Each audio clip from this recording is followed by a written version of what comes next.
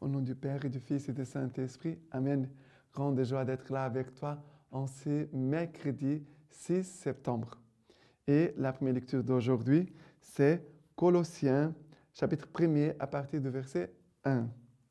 Paul, apôtre du Christ Jésus, par la volonté de Dieu, et le frère Timothée, au sein des Colosses, frères fidèles dans le Christ, à vous, grâce et paix de la part de Dieu notre Père. Nous ne cessons de rendre grâce au Dieu et Père de notre Seigneur Jésus-Christ, en pensant à vous dans nos prières, depuis que nous avons appris votre foi dans le Christ Jésus et la charité que vous avez à l'égard de tous les saints, en raison de l'espérance que vous est réservée dans les cieux. Cette espérance, vous en avez naguère entendu l'annonce dans la parole de vérité, l'Évangile, qui est parvenu chez vous, de même que dans le monde entier, il fructifie et se développe chez vous. Chez vous, il fait de même depuis le jour où vous avez appris et compris dans sa vérité la grâce de Dieu. C'est Épaphras, notre cher compagnon de service, qui vous a instruit. Il nous supplée fidèlement comme ministre du Christ. Et c'est lui-même qui nous a fait connaître votre délection dans l'Esprit. Alors ici, commence à vous grâce et paix de la part de Dieu, notre Père. La grâce et la paix de Dieu, notre Père. La présence du Père, l'amour du Père, la relation avec Dieu, notre Père. Et nous avons besoin d'être réconciliés avec l'image et la personne du Père, soit de notre Père de la terre, soit par rapport à Dieu, notre Père.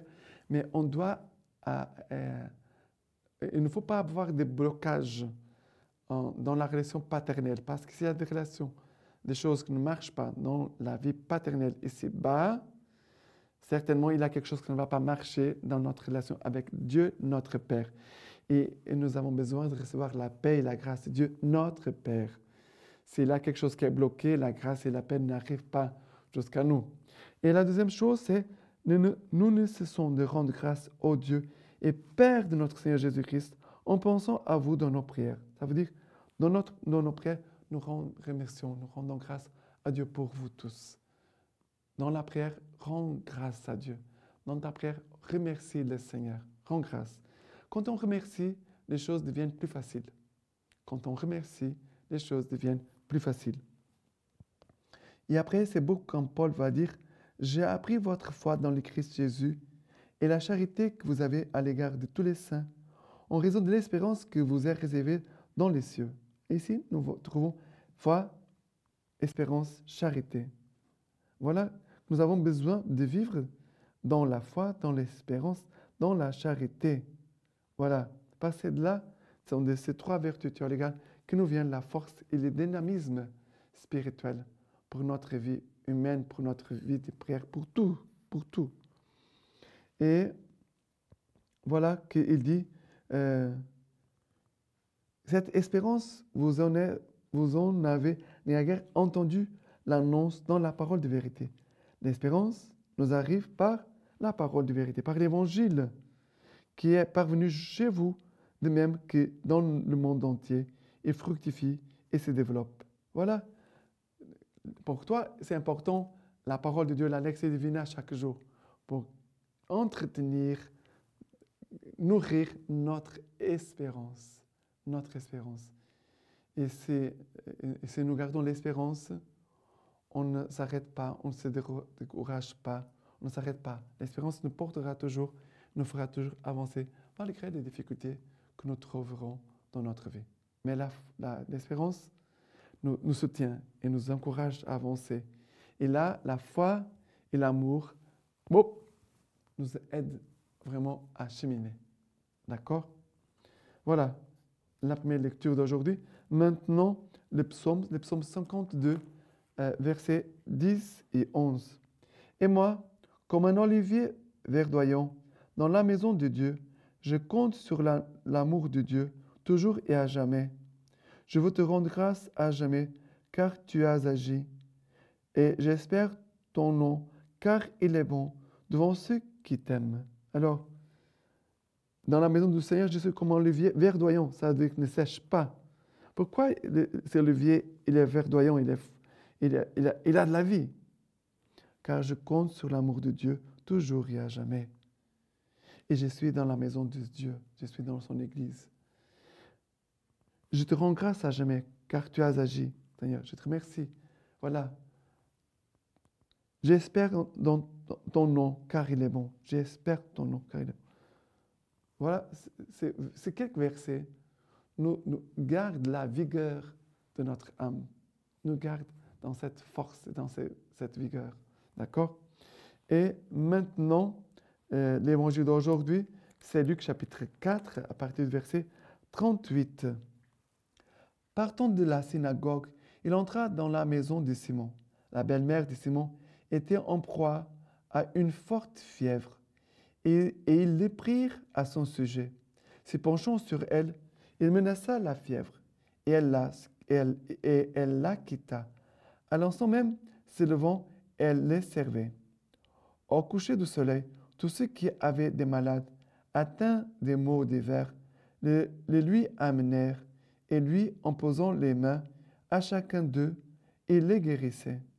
D'un grand nombre aussi sortaient des démons qui vociféraient en disant « Tu es le Fils de Dieu ». Mais les menaçant, il ne leur permettait pas de parler, parce qu'ils savaient qu'il était le Christ. Le jour venu, il sortit et se rendit dans un lieu désert. Les foules les cherchaient et, l'ayant rejoint, elles voulaient les retenir et l'empêcher de les quitter. Mais il leur dit, aux autres villes aussi, il me faut annoncer la bonne nouvelle du royaume de Dieu, car c'est pour cela que j'ai été envoyé. Et il prêchait dans les synagogues de la Judée. C'est pour annoncer la bonne nouvelle que je suis sorti, que j'ai été envoyé, dit Jésus. Et cette bonne nouvelle qui vient jusqu'à nous maintenant, qui se penche sur nous, qui s'est penchée, cette bonne nouvelle, sur la belle-mère de Pierre. Voilà, quand Jésus se penche sur elle, c'est la bonne nouvelle, c'est l'évangile qui se penche sur nous, qui nous regarde, qui nous saisit, qui nous lève, qui nous guérit, qui nous remet à notre place pour servir comme la belle-mère de Pierre, qui debout commence à servir les disciples de Jésus. On voit cette bonne nouvelle qui arrive là, au coucher du soleil, sur ceux qui étaient atteints de maux divers. Et Jésus va imposer les mains. C'est l'évangile qui s'impose sur nous, qui vient sur chacun de nous. Il vient pour nous guérir. Il vient nous délivrer du démon et qui vient vraiment nous apporter la grâce et la paix de Dieu notre Père. Voilà le travail de l'Évangile qui vient pour faire une œuvre de guérison, de délivrance, mais de conversion, de sanctification, mais aussi qui nous apporte aussi la grâce et la paix de Dieu notre Père. Ça veut dire que l'Évangile aussi nous remet en présence du Père, qui nous attache, nous unit au Père, de qui vient toute grâce. Maintenant, la lecture patristique d'Origène. Détruisez ce temple, et en 3 jours, je le relèverai. Les hommes charnels et amis des réalités sensibles me semblent désignés ici à travers les Juifs. Ceux-ci sont irrités parce que Jésus a chassé ceux qui, par leur activité, faisaient de la maison de son Père une maison de trafic. Et ils lui réclament un signe. Mais par ce signe, on verra que le Verbe qu'il refuse d'accueillir a raison d'agir ainsi. Le Sauveur va unir en une seule parole ce qui concerne le temple et ce qui concerne son propre corps. Lorsqu'il lui demande « Quel signe peux-tu nous donner pour justifier ce que tu fais là ?» il répondit « Détruisez ce temple, et en 3 jours je le relèverai. » Mais selon une interprétation possible, l'un et l'autre, le temple et le corps de Jésus, me semblent être la figure de l'Église, car celle-ci est bâtie de pierres vivantes. Elle est une demeure spirituelle pour un sacerdoce saint. Elle est construite sur les fondations qui sont les apôtres et les prophètes avec. pour pierre angulaire, le Christ Jésus. Elle est donc en toute vérité qualifiée de temple. Maintenant, je vous laisse la bénédiction par les mains toutes pures, la Vierge Marie. Que Dieu Tout-Puissant vous bénisse et vous garde, le Père, le Fils et le Saint-Esprit. Amen.